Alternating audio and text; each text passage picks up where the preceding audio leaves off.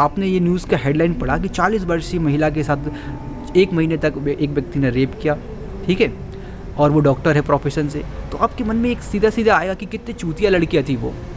40 वर्षीय थी वो, महिला थी, तो कितना बेवकूफ़ी वाला काम किया उसने कि यार मतलब 1 महीने तक वो उसके साथ रेप करता रहा। और मतलब क्या, और 40 वर्ष, उसके 18 वर्ष का उसका पुत्र भी है, एक छोटा बच्चा भी है, और वो ऐसा क्यों हरकतें क्यों गई थी उसके साथ एक होटल में, और उसके साथ क्यों रही वो, और क्यों ऐसी चीज़, आपके माइंड में बहुत सारे क्वेश्चन आएंगे ऐसे।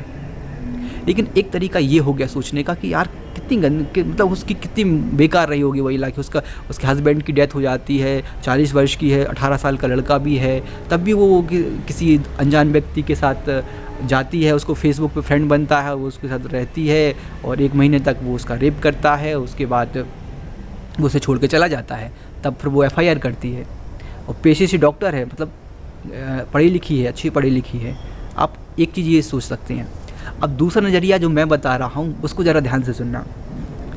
आप ज़रा सोचिए कि 40 वर्षीय लड़की महिला है वो, आपको आप अपने आजू बाजू देखिए तो आपको पता चलेगा कि महिलाओं को थोड़ा सा हर चीज़ में रेस्ट्रिक्ट करके रखा जाता है। अकेले जा रही हैं तो लोग कैसे, किस निगाहों से देखते हैं, हर टाइप के लोगों की नज़रें उनके ऊपर रहती हैं, हमेशा उनको मतलब जज करने की कोशिश की जाती है कि ये यहाँ जा रही है, रात को जा रही, ये ऐसा काम करेगी, उधर जा रही ऐसा होगा, ऐसा करेगी, ऐसा, इसका पति नहीं है ये ऐसा हुआ। हर टाइम जज करने की लोग कोशिश करते हैं उसके ऊपर। हो सकता है बहुत सारे लोगों ने उसको ताने भी मारे हों, बिल्कुल होता है, ऐसा नहीं कि वो डॉक्टर है तो उसको ये सारी प्रॉब्लम फेस नहीं करनी पड़े, उसको भी ये सारी प्रॉब्लम फेस करनी पड़ेंगी। और जरा आप उस व्यक्ति के पर्सनल व्यू से जानने की कोशिश करो, उसकी जगह पे आप खुद को रखो पहले, आप उसकी सिचुएशन को, तो आप क्या कर सकते हैं। आप 40 वर्ष के हो, आप अकेला, आपके अंदर भी अकेलापन आएगा, कभी कभी किस लगेगा कि कोई तो होता है साथ में। जैसे आपको अभी भी फीलिंग होती है कि एक पार्टनर होना चाहिए साथ में, वैसे उसको भी फीलिंग होती होगी कि यार भाई कोई पार्टनर मिल जाए।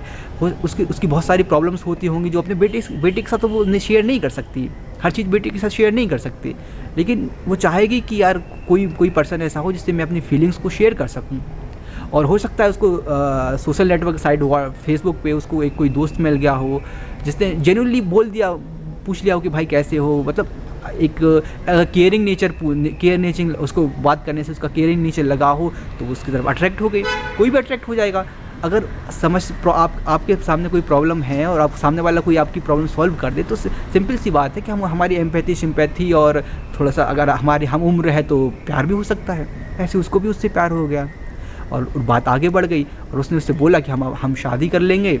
और फिर उसके बाद वो होटल गई और वो साथ में रहे होंगे, उनके बीच में प्यार भरे लम्हे हो गए होंगे।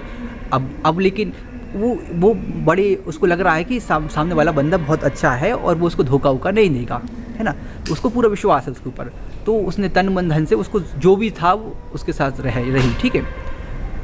तो अब क्या कोई भी व्यक्ति विश्वास नहीं कर सकता, हर कोई ऐसे बिलीव करता है ना। अब बिलीव करने के लिए कोई लिटमस पेपर तो है नहीं कि एसिडिक बेसिक रेड से ब्लू हो रहा है, ब्लू से रेड। हर इंसान, मतलब सामने वाला तुम्हें लग रहा है कि वो तुमसे अच्छे से बोल रहा है तो इसका मतलब वो अच्छा इंसान होगा, है ना। अब अंदर की बात कौन जानता है। तो ऐसे उस महिला के थोड़े से आप अपने आप को उसकी जगह रख के देखो तो आप ज़्यादा फील कर पाओगे यार कि उसकी कंडीशन कैसी रही होगी। उसको घर वालों की प्रॉब्लम, बच्चे की प्रॉब्लम, हर चीज़ देखनी पड़ती थी, अकेले ही सारे काम करने पड़ते थे, लेकिन फिर भी वो डटी हुई है। और सबसे इम्पोर्टेंट चीज़ ये है कि उसने ये दम दिखाई कि वो FIR लिखाने गई, क्योंकि आज के ज़माने में कोई FIR नहीं दिखा रहा, क्योंकि आजू बाजू पड़ोस वाले लोग कहेंगे देखो ये वही महिला है जिसके साथ 1 महीने तक रेप हुआ था।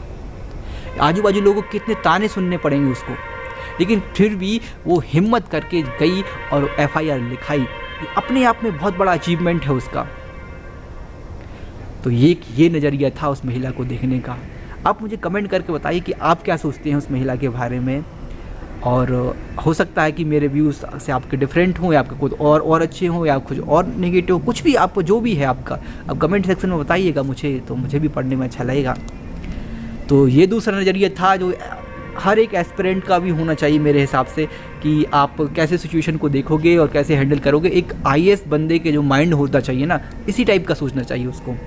अगर एक प्योर IAS का बंदा है कोई, तो मुझे ऐसा लगता है कि उसको इसी लेवल का सोचना चाहिए। हो सकता है इससे अच्छा हो, लेकिन एटलीस्ट इस लेवल का तो होना चाहिए। में एक कंपैशन पढ़ाया जाता है, compassion to the weaker section, compassion to the vulnerable section. तो वीमेन एक वल्नरेबल सेक्शन है, वो उसकी सिचुएशन भी उस समय वल्नरेबल थी, है ना, सुवेद्य थी कि उसका कोई पार्टनर ढूंढ रही है, वो एक प्यार करती है, उसको विश्वास था कि वो धोखा नहीं देगा, लेकिन वो धोखा दे देता है। तो वो वल्नरेबल सेक्शन हो गई उस समय वहाँ पे, ठीक है। तो उसके फिर कंपेशनेट होना चाहिए कि अगर वो एफआईआर लिखाने जा रही है तो एफआईआर लिखी जानी चाहिए। ये नहीं होना चाहिए कि उसको टॉन्ट दे रहे हैं, ताने मार रहे हैं कि यार तुम 1 महीने तक रेप करवाती नहीं, उससे शर्म नहीं आ रही तुम्हारे लिए। इस टाइप की हरकतें नहीं होनी चाहिए।